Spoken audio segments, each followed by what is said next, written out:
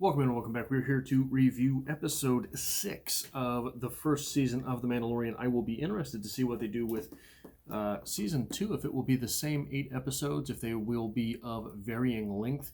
I imagine they will be of varying length, strictly because it seems that the directors have quite a bit of leeway, and why not have leeway when you don't have to take commercial breaks and you don't have to be off air in time for the next show to start. So it will be interesting to see where they go. This episode, however, proves it.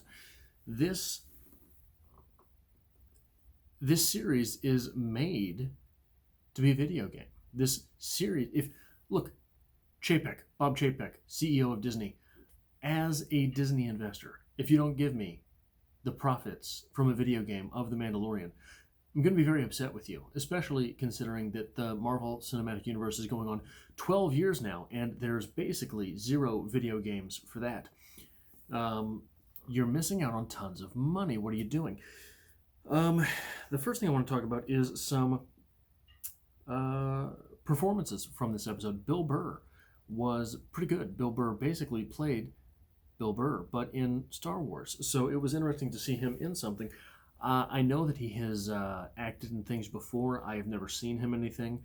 I only know him as a stand-up comedian and as a podcaster. So it is interesting for me to see him as an actor. I know he was in that movie with the King of Staten Island or whatever, with the goofy guy from Saturday Night Live. I didn't see that. I don't plan to. It's probably bad. I did a trailer review for it here on the channel. Got lambasted for saying that it looked bad. What are you going to do? But he was very good in this episode. I have to imagine there is some chance that we will see him in the future, as he is on a prison ship. What a thing to see Bill Burr in the Star Wars universe, right? That was weird. Moving on from him, Natalya Tina. She played the purple lady with the head things, the head legs, I guess they are. I don't know what they are. Tentacles? Head tentacles? Hentacles? Testicles? No. Head tentacles. I have never seen or heard of her before, but I want to see her in more crazy bitch roles because I thought she was great at that. She was, for me, a definitive highlight of this episode. It was a pretty good episode overall. Again, just another side mission type thing. Didn't add much to the story, but we did see Baby Yoda make decisions and become more of a role player as opposed to just someone who has the role played on him. So that was interesting. It is a little bit of,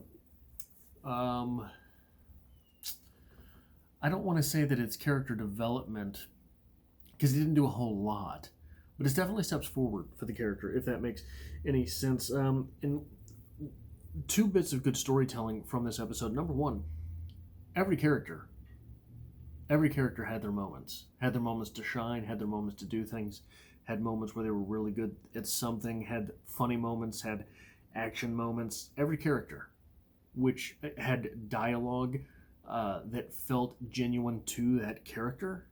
Every character. That's good storytelling. That's hard to do. And look at it this way. So I didn't see the final episode of the Star Wars that came from Disney, but I saw the first 2. I don't remember what they were called, but of this final trilogy that Disney came out with, I saw the first 2 episodes of it.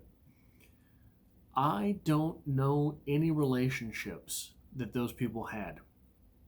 I don't know if they met in the movies. I don't know if they had anything going on between them between the movies. I don't know. Here we know that the purple guy and the purple girl are sisters and brothers, and that they are a very strong family when it's convenient. They have a creepy sort of relationship between the 2 of them. We know that there is a backstory between the Mandalorian and the purple lady.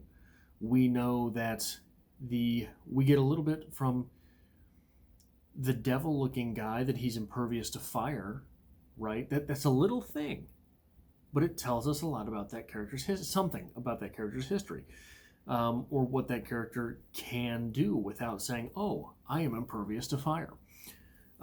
We get that Bill Burr was in the Imperial. He was an Imperial sniper, and that he takes offense to references that he may have been a stormtrooper.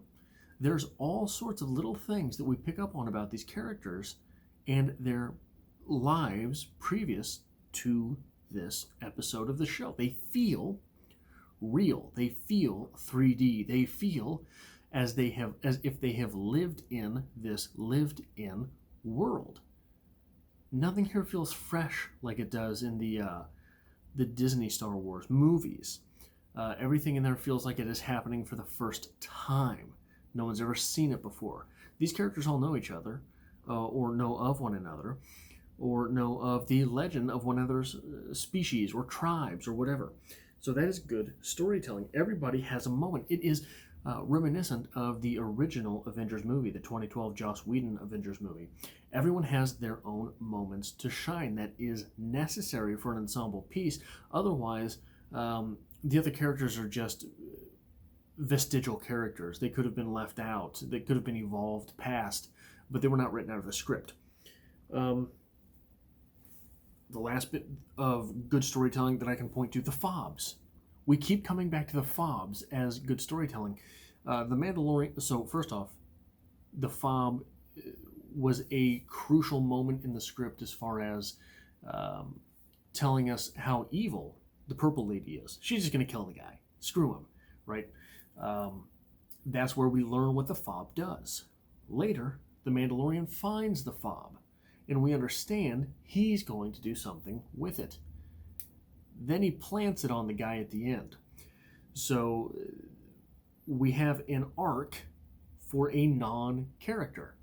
Introduction, middle with the Mandalorian finding it, and then an end with it with the X-Wings finding the bad guys in their headquarters. So yeah, that is a couple more really good examples of good storytelling from this episode. The other thing that I think is interesting to look at, the fight choreography when the Mandalorian took out those droids when they very first got on the ship. That was great stuff to watch. That was high quality fight scene stuff, and it makes me wonder if they were the same fight coordinators from Captain America Winter Soldier, because all those fights in that movie were very interesting as well. But it is that is not to be overlooked. That really is not to be overlooked. How easy would it have been to say, oh yeah, just walk up behind them, shoot a couple of them, break one of their arms, yada yada yada. That's not what happened.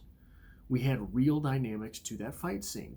And we see it a little bit later on when Bill Burr is confronting a group of those same droids, and he just sharpshoots them. That's lazy, but it is pertinent to Bill Burr's character. It does show us at that point, yeah, he is a sharpshooter. He does know what he's doing, and that little gun on his shoulder, that works too. So yeah, the fight choreography I thought was superb in this, and not just the fight choreography, but the choreography when the Mandalorian is stalking his prey. Those scenes were very horror film-ish, especially the one where he snuck up on Bill Burr.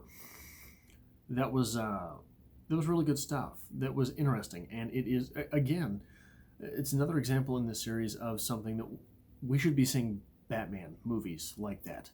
That's what a Batman movie should feel like.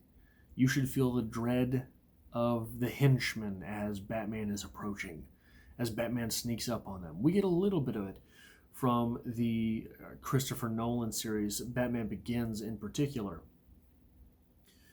But not terribly much from there forward, even in the Nolan verse.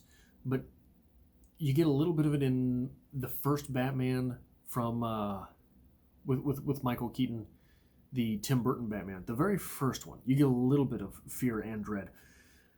After that, so we got... which one was that? Was that Batman versus Superman, where he was reintroduced in the movies, where there was...